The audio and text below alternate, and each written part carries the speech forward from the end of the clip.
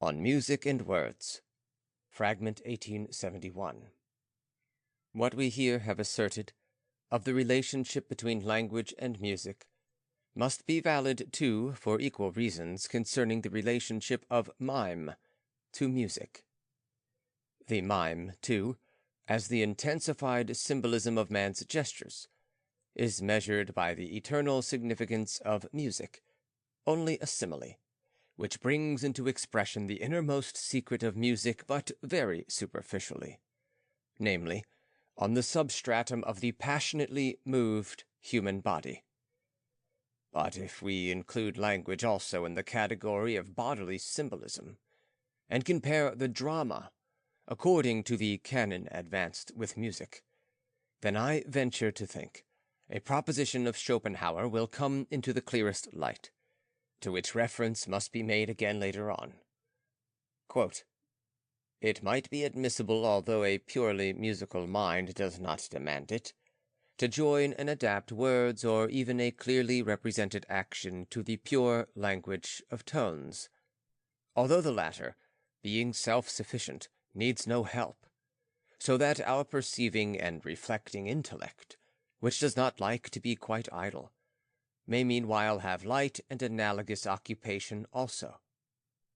By this concession to the intellect, man's attention adheres even more closely to music. By this, at the same time, too, is placed underneath that which the tones indicate in their general metaphorless language of the heart. A visible picture, as it were, a schema, as an example illustrating a general idea. Indeed, such things will even heighten the effect of music." End quote.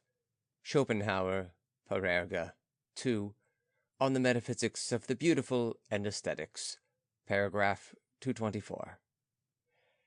If we disregard the naturalistic external motivation according to which our perceiving and reflecting intellect does not like to be quite idle when listening to music, and attention, led by the hand of an obvious action, follows better, then the drama in relation to music has been characterized by Schopenhauer for the best reasons as a schema, as an example illustrating a general idea.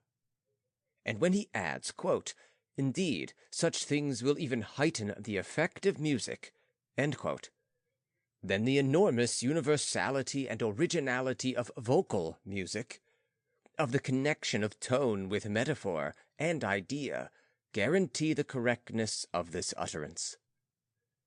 The music of every people begins in closest connection with lyricism, and long before absolute music can be thought of, the music of a people in that connection passes through the most important stages of development. If we understand this primal lyricism of a people, as indeed we must, to be an imitation of the artistic typifying nature, then as the original prototype of that union of music and lyricism must be regarded the duality in the essence of language, already typified by nature. Now, after discussing the relation of music to metaphor, we will fathom deeper this essence of language. In the multiplicity of languages, the fact at once manifests itself that word and thing do not necessarily coincide with one another completely, but that the word is a symbol. But what does the word symbolize? Most certainly only conceptions, be these now conscious ones, or, as in the greater number of cases, unconscious. For how should a word symbol correspond to that innermost nature of which we and the world are images? Only as conceptions we know that kernel. Only in its metaphorical expressions are we familiar with it. Beyond that point there is nowhere a direct bridge which could lead us to it. The whole life of impulses, too, the play of feelings, sensations, emotions, volitions, is known to us. As I am forced to insert here in opposition to Schopenhauer, after a most rigid self-examination, not according to its essence, but merely as conception.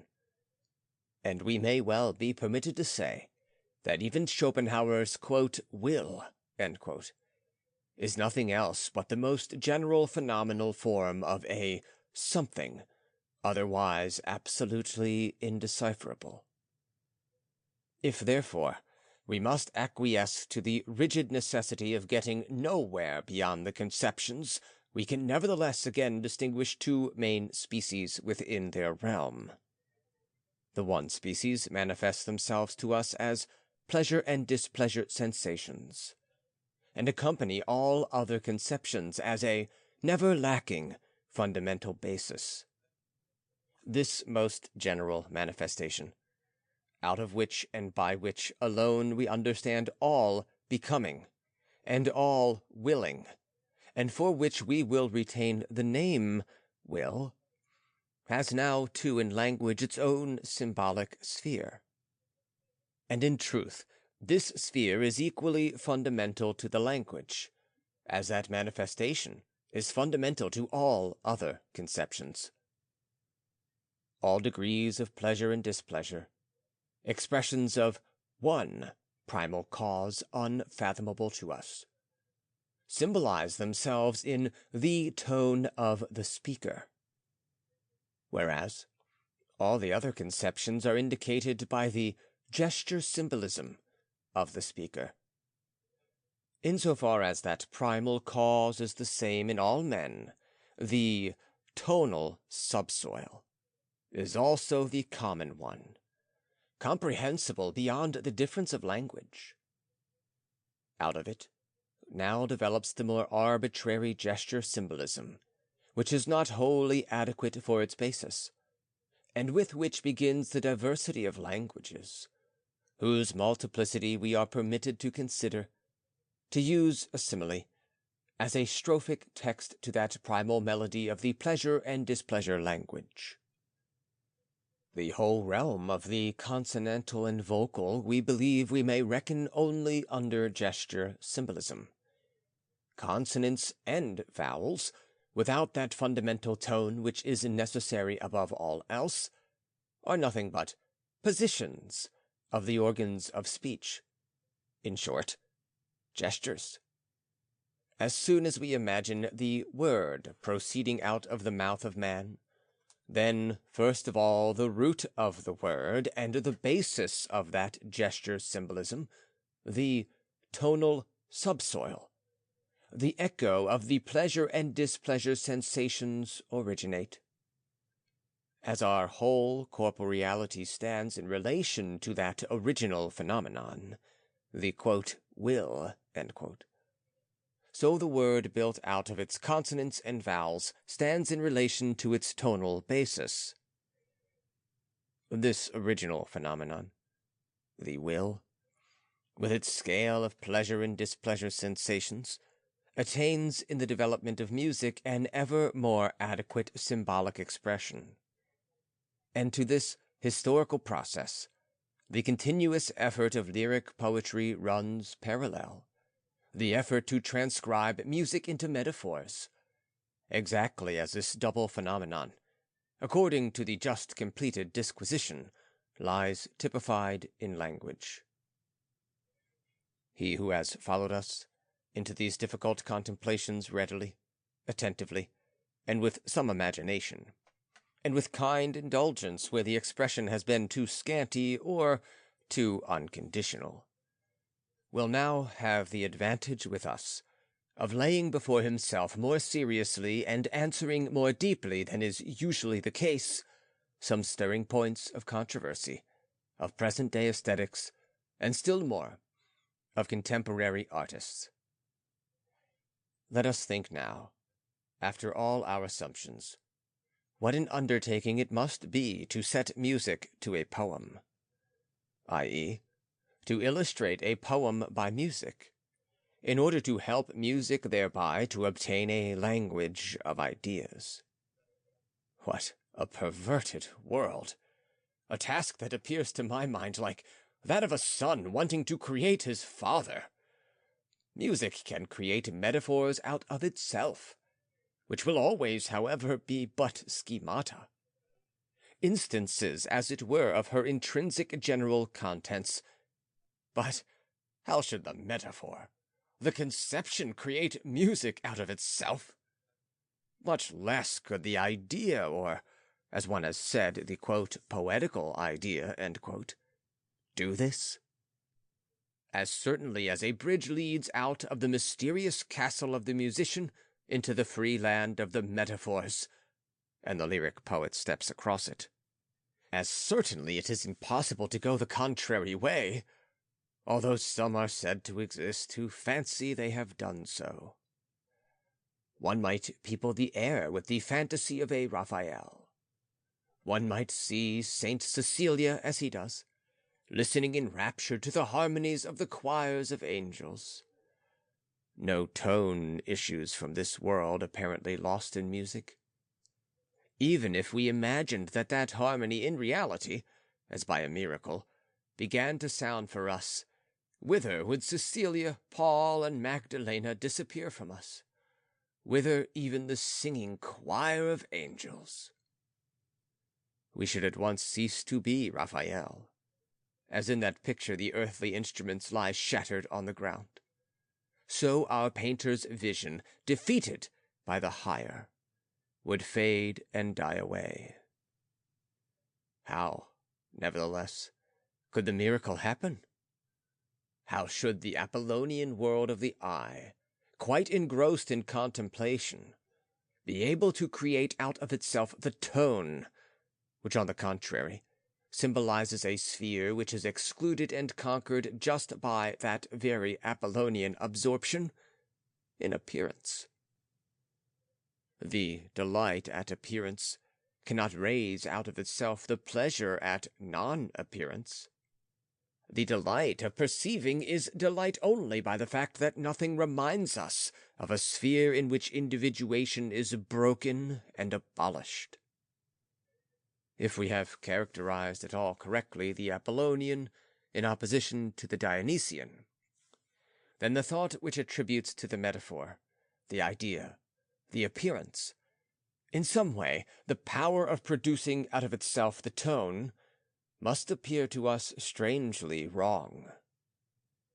We will not be referred, in order to be refuted, to the musician who writes music to existing lyric poems. For after all that has been said, we shall be compelled to assert that the relationship between the lyric poem and its setting must in any case be a different one from that between a father and his child. Then what exactly? Here now we may be met on the ground of a favorite aesthetic notion with the proposition, "It is not the poem which gives birth to the setting, but the sentiment created by the poem." I do not agree with that. The more subtle or powerful stirring up of that pleasure and displeasure subsoil is in the realm of productive art the element which is inartistic in itself. Indeed, only its total exclusion makes the complete self-absorption and disinterested perception of the artist possible. Here, perhaps, one might retaliate that I myself just now predicated about the, will, that in music will came to an ever more adequate symbolic expression. My answer, condensed into an aesthetic axiom, is this: the will is the object of music, but not the origin of it. That is the will in its very greatest universality, as the most original manifestation, under which is to be understood all becoming. That which we call feeling is with regard to this will already permeated and saturated with conscious and unconscious conceptions, and is therefore no longer directly the object of music. It is unthinkable, then, that these feelings should be able to create music out of themselves. Take, for instance, the feelings of love, fear, and hope. music can no longer do anything with them in a direct way. Every one of them is already so filled with conceptions. On the contrary, these feelings can serve to symbolize music, as the lyric poet does who translates for himself into the simile world of feelings, that conceptually and metaphorically unapproachable realm of the will, the proper content and object of music. The lyric poet resembles all those hearers of music who are conscious of an effect of music on their emotions. The distant and removed power of music appeals with them to an intermediate realm, which gives to them, as it were, a foretaste, a symbolic preliminary conception of music proper. It appeals to the intermediate realm of the emotions. One might be permitted to say about them, with respect to the will, the only object of music, that they bear the same relation to this will as the analogous morning dream, according to Schopenhauer's theory, bears to the dream proper. To all those, however, who are unable to get at music except with their emotions, is to be said that they will ever remain in the entrance hall, and will never have access to the sanctuary of music, which, as I said, emotion cannot show, but only symbolize.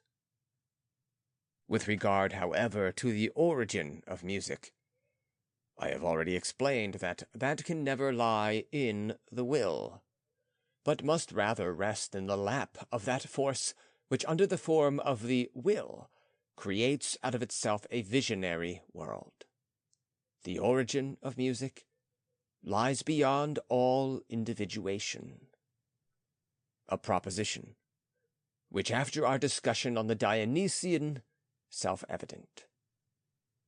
At this point, I take the liberty of setting forth again comprehensively, side by side, those decisive propositions which the antithesis of the Dionysian and Apollonian dealt with has compelled us to enunciate. The will, as the most original manifestation, is the object of music. In this sense, music can be called imitation of nature, but of nature in its most general form. The will itself and the feelings, manifestations of the will already permeated with conceptions, are wholly incapable of creating music out of themselves, just as, on the other hand, it is utterly denied to music to represent feelings, or to have feelings as its object, while will is its only object. He who carries away feelings as effects of music has within them, as it were, a symbolic intermediate realm, which can give him a foretaste of music, but excludes him at the same time from her innermost sanctuaries. The lyric poet interprets music to himself through the symbolic world of emotions, whereas he himself, in the calm of the Apollonian contemplation, is exempted from those emotions. When, therefore, the musician writes a setting to a lyric poem, he is moved as musician neither through the images nor through the emotional language in the text, but a musical inspiration coming from quite a different sphere chooses for itself that song text as allegorical expression. There cannot, therefore, be any question as to the necessary relation between poem and music, for the two worlds brought here into connection are too strange to one another to enter into more than a superficial alliance. The song text is just a symbol and stands to music in the same relation as the Egyptian hieroglyph of bravery did to the brave warrior himself. During the highest revelations of music, we even feel involuntarily the crudeness of every figurative effort and of every emotion dragged in for purposes of analogy. For example, the last quartets of Beethoven quite put to shame all illustration and the entire realm of empiric reality. The symbol, in face of the god really revealing himself, has no longer any meaning. Moreover, it appears as an offensive superficiality. One must not think any the worse of us for considering from this point of view one item, so that we may speak about it without reserve, namely, the last movement of Beethoven's Ninth Symphony, a movement which is unprecedented and unanalyzable in its charms. To the dithyrambic world-redeeming exaltation of this music, Schiller's poem, "To Joy," is wholly incongruous. Yea, like cold moonlight, pales beside that sea of flame. Who would rob me of this sure feeling? Yea, who would be able to dispute that the feeling during the hearing of this music does not find expression in a scream only because we, wholly impotent through this music for metaphor and word, already hear nothing at all from Schiller's poem? All that noble sublimity, yea, the grandeur of Schiller's verses has, beside the truly naive, innocent folk melody of joy, a disturbing, troubling, even crude and offensive effect. Only the ever fuller development of the choir's song and the masses of the orchestra prevent us from hearing them, keep from us that sensation of incongruity. What, therefore, shall we think of that awful aesthetic superstition that Beethoven himself made a solemn statement as to his belief in the limits of absolute music, in that fourth movement of the Ninth Symphony?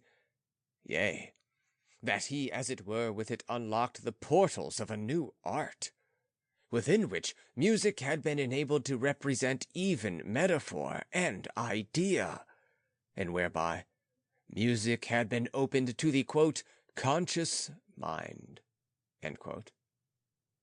And what does Beethoven himself tell us when he has choir song introduced by a recitative?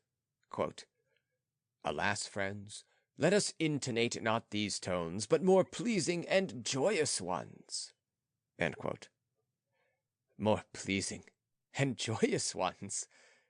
For that he needed the convincing tone of the human voice. For that he needed the music of innocence in the folk song. Not the word, but the, more pleasing, sound. Not the idea, but the most heartfelt, joyful tone was chosen by the sublime master in his longing for the most soul-thrilling ensemble of his orchestra. And how could one misunderstand him? Rather may the same be said of this movement as Richard Wagner says of the great, Missa Solemnis, which he calls, a pure symphonic work of the most genuine Beethoven spirit, Beethoven, page 42. The voices are treated here quite in the sense of human instruments, in which sense Schopenhauer quite rightly wanted these human voices to be considered. The text underlying them is understood by us in these great church compositions, not in its conceptual meaning, but it serves in the sense of the musical work of art, merely as material for vocal music, and does not stand to our musically determined sensation in a disturbing position, simply because it does not incite in us any rational conceptions, but, as its ecclesiastical character conditions too, only touches us with the impression of well-known symbolic creeds. Besides, I do not doubt that Beethoven, had he written the 10th Symphony, of which drafts are still extant, would have composed just the 10th Symphony. Let us now approach, after these preparations, the discussion of the opera, so as to be able to proceed afterwards from the opera to its counterpart in the Greek tragedy. What we had to observe in the last movement of the ninth, i.e., on the highest level of modern music development, vis-a-vis that the word content goes down unheard in the general sea of sound, is nothing isolated and peculiar, but the general and eternally valid norm in the vocal music of all times, the norm which alone is adequate to the origin of lyric song. The man in a state of Dionysian excitement has a listener, just as little as the orgiastic crowd, a listener to whom he might have something to communicate. A listener, as the epic narrator, and generally speaking, the Apollonian artist, to be sure, presupposes. It is rather in the nature of the Dionysian art that it has no consideration for the listener. The inspired servant of Dionysus is, as I said in a former place, understood only by his compeers. But if we now imagine a listener at those endemic outbursts of Dionysian excitement, then we shall have to prophesy for him a fate similar to that which Pentheus, the discovered eavesdropper, suffered, namely, to be torn to pieces by the Maenads. The lyric musician sings, quote, as the bird sings, end quote, alone, out of innermost compulsion. When the listener comes to him with a demand, he must become dumb. Therefore, it would be altogether unnatural to ask from the lyric musician that one should also understand the text words of his song. Unnatural, because here a demand is made by the listener, who has no right at all during the lyric outburst to claim anything. Now, with the poetry of the great ancient lyric poets in your hand, put the question honestly to yourself, whether they can have even thought of making themselves clear to the mass of the people standing around and listening, clear with their world of metaphors and thoughts. Answer this serious question with a look at Pindar and the Aeschylean choir songs. These most daring and obscure intricacies of thought, this whirl of metaphors, ever impetuously reproducing itself, this oracular tone of the whole, which we, without the diversion of music and orchestration, so often cannot penetrate even with the closest attention. Was this whole world of miracles transparent as glass to the Greek crowd? Yea, a metaphorical conceptual interpretation of music. And with such mysteries of thought as are to be found in Pindar, do you think the wonderful poet could have wished to elucidate the music already strikingly distinct? Should we here not be forced to an insight into the very nature of the lyricist, the artistic man, who to himself must interpret music through the symbolization of metaphors and emotions, but who has nothing to communicate to the listener? An artist who, in complete aloofness, even forgets those who stand eagerly listening near him? And as the lyricist his hymns, so the people sing the folk song for themselves, out of inmost impulse, unconcerned whether the word is comprehensible to him who does not join in the song. Let us think of our own experiences in the realm of higher art music. What did we understand of the text of a Mass of Palestrina, of a cantata of Bach, of an oratorio of Handel, if we ourselves perhaps did not join in singing? Only for him who joins in singing do lyric poetry and vocal music exist. The listener stands before it as before absolute music. But now the opera begins. according to the clearest testimonies, with the demand of the listener to understand the word. What? The listener demands? The word is to be understood? But to bring music into the service of a series of metaphors and conceptions, to use it as a means to an end, to the strengthening and elucidation of such conceptions and metaphors, such a peculiar presumption as is found in the concept of an, quote, opera, end quote, reminds me of that ridiculous person who endeavors to lift himself up into the air with his own arms.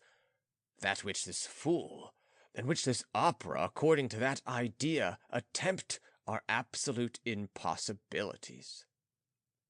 That idea of the opera does not demand perhaps an abuse from music, but, as I said, an impossibility. Music never can become a means. One may push, screw, torture it, as tone, as roll of the drum, in its crudest and simplest stages, it still defeats poetry, and abases the latter to its reflection. The opera, as a species of art according to that concept, is therefore not only an aberration of music, but an erroneous conception of aesthetics. If I herewith, after all, justify the nature of the opera for aesthetics, I am of course far from justifying at the same time bad opera music, or bad opera verses. The worst music can still mean, as compared with the best poetry, the Dionysian world subsoil, and the worst poetry can be a mirror, image, and reflection of this subsoil, if together with the best music. As certainly, namely, as the single tone against the metaphor is already Dionysian, and the single metaphor together with idea and word against music is already Apollonian. Yea, even bad music together with bad poetry can still inform as to the nature of music and poesy. When therefore Schopenhauer felt Bellini's, quote, Norma, end quote, for example, as the fulfillment of tragedy, with regard to that opera's music and poetry, then he, in Dionysian Apollonian emotion and self-forgetfulness, was quite entitled to do so, because he perceived music and poetry in their most general, as it were, philosophical value, as music and poetry. But with that judgment he showed a poorly educated taste, for good taste always has historical perspective. To us who intentionally in this investigation avoid any question of the historic value of an art phenomenon, and endeavor to focus only the phenomenon itself, in its unaltered eternal meaning, and consequently in its highest type too. To us, the art species of the, quote, opera, end quote, seems to be justified as much as the folk song, insofar as we find in both that union of the Dionysian and Apollonian, and are permitted to assume for the opera, namely for the highest type of the opera, an origin analogous to that of the folk song. Only in so far as the opera historically known to us has a completely different origin from that of the folk song, do we reject this, quote, opera, end quote, which stands in the same relation to that generic notion just defended by us, as the marionette does to a living human being. It is certain music can never become a means in the service of the text, but must always defeat the text. Yet music must become bad when the composer interrupts every Dionysian force rising within himself by an anxious regard for the words and gestures of his marionettes. If the poet of the opera text has offered him nothing more than the usual schematized figures, with their Egyptian regularity, then the freer, more unconditional, more Dionysian is the development of the music, and the more she despises all dramatic requirements, so much the higher will be the value of the opera. In this sense, it is true the opera is, at its best, good music, and nothing but music, whereas the jugglery performed at the same time is, as it were, only a fantastic disguise of the orchestra. Above all, of the most important instruments the orchestra has, the singers. And from this jugglery the judicious listener turns away, laughing. If the mass is diverted by this very jugglery, and only permits the music with it, then the mob fares as all those do who value the frame of a good picture higher than the picture itself, who treat such naive aberrations with a serious, or even pathetic, reproach. But what will the opera mean as, quote, dramatic, end quote, music, in its possibly farthest distance from pure music, efficient in itself and purely Dionysian? Let us imagine a passionate drama, full of incidents which carries away the spectator, and which is already sure of success by its plot. What will, quote, dramatic, end quote, music be able to add if it does not take away something? Firstly, it will take away much, for in every moment where for once the Dionysian power of music strikes the listener, the eye is dimmed that sees the action, the eye that became absorbed in the individuals appearing before it. The listener now forgets the drama, and becomes alive again to it only when the Dionysian spell over him has been broken. In so far, however, as music makes the listener forget the drama, it is not yet, quote, dramatic, end quote, music. But what kind of music is that which is not allowed to exercise any Dionysian power over the listener? And how is it possible? It is possible as purely conventional symbolism, out of which convention has sucked all natural strength, as music which has diminished to symbols of remembrance, and its effect aims at reminding the spectator of something, which at the sight of the drama must not escape him lest he should misunderstand it, as a trumpet signal is an invitation for the horse to trot.